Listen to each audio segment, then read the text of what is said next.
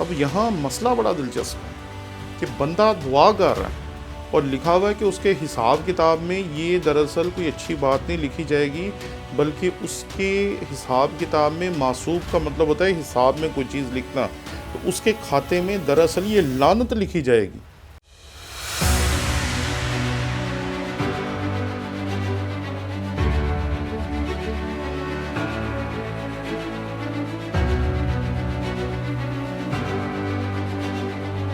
हमने आपके शौक़ की कदर करते हुए एक नया YouTube चैनल शुरू किया जिसका नाम है टोनी विलियम ऑफिशियल।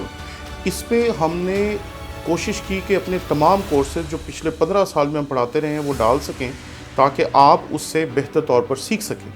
इसलिए आप जल्दी से जल्दी इस चैनल को जाकर सब्सक्राइब करें। जब इसके 1000 सब्सक्राइबर्स पूरे हो जाएंगे हम उसी दिन से इस पे अपने कोर्सेज डालना शुरू कर देंगे। इसलिए जल्दी करें ताकि हमारा टारगेट अचीव हो और हम इस पे अपने मटेरियल को डालना शुरू कर सकें।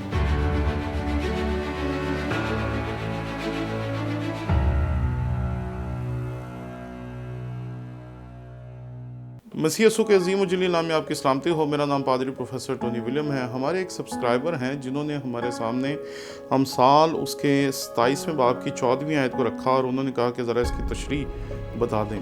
आए हम खुदावंद के कलाम में से इसकी तलावत करते हैं। खुदावंद के कलाम में यहाँ लिखा है, जो सुबह सवेरे उठकर अपने दोस्त के लिए बुलंद आवाज़ से दुआए खैर करता है उसके लिए ये लानत मासूब होगी। अब यहाँ मसला बड़ा दिलचस्प है कि बंदा दुआ कर रहा है और लिखा हुआ है कि उसके हिसाब किताब में ये दरअसल कोई अच्छी बात नहीं लिखी जाएगी, बल्कि उसके हिसाब किताब में मासूब का मतलब होता है हिसाब में कोई चीज़ लिखना, तो उसके खाते में दरअसल ये लानत लिखी जाएगी। क्यों भाई, कर तो वो दुआ रहा है और बुलंद आवाज़ में कर रहा है, तो फिर ये लानत क्यों लिखी जाएगी? ये प्रॉब्लम है दरअसल इस हवाले के साथ। तो कई मरतबा जब हम बुलंद आवाज़ में दुआ करने की आदी होती हैं तो हम लोग ये समझ नहीं पाते कि हमारी दुआ जो है वो हम किस लिए कर रहे हैं।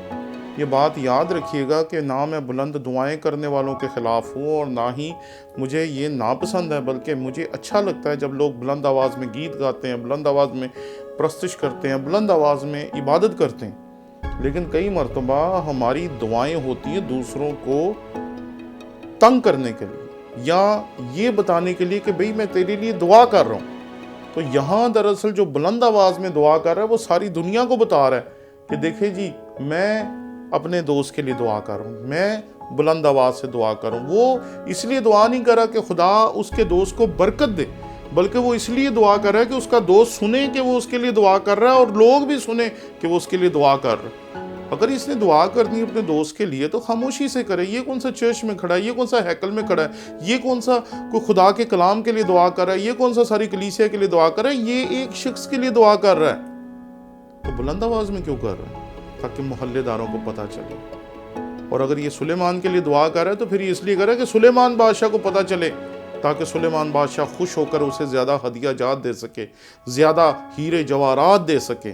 तो दरअसल दुआ करने वाले की नीयत दुरुस्त नहीं है। उसकी नीयत वैसी ही है जैसी उन फकी फरीसियों की थी जिनके बारे में मसीह ने कहा कि तुम नुकड़ों पे खड़े होकर बुलंद आवाज़ में दुआ करना पसंद करते हो, क्योंकि वो दुआ इसलिए नहीं थे कर रहे कि वो दुआ करना चाहते थे, वो दुआ इसलिए करते थे ताकि लोगों को पता चल सके हम कितने रूहानी हैं, हम कितने ज़बरदस्त खादिम हैं, हम रोज़े रखते हैं, हम इबादत करते हैं, हम प्रस्तुश करते हैं। इसलिए इसकी दुआ करने की नीयत दुरुस्त नहीं है।